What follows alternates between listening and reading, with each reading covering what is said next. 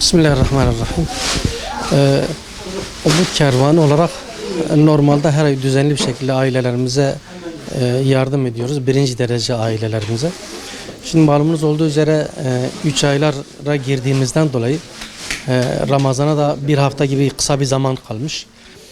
Biz de özellikle dağıtım zamanımızı Ramazan'a yakın bir zamana denk getirdik. Dedi ki ailelerimiz bizim verdiğimiz yardımlarla ilk iftarlarını ve ilk sahurlarını açsın.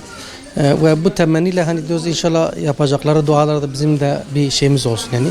Hem onların iftarlarına bizim bir katkımız olsun hem de biz de onların dualarında yer almış olalım. Bu sebepten dolayı ailelerimize böyle kısa zamana Ramazan'a kısa zaman kala yardım dağıtıyoruz. Ailelerimiz yaklaşık olarak 250 aile buraya düzenli bir şekilde gelip alışveriş yapacak. Tabii malumunuz olduğu üzere market sistemidir.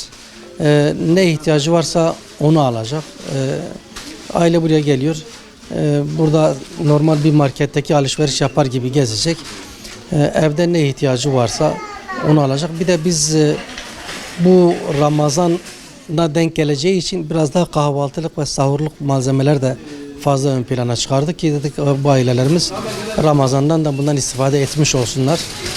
Bu hayırda vesile olan, bu hayra aracılık yapan, bu hayrı gönderen bütün hayırseverlerimize teşekkür ediyoruz.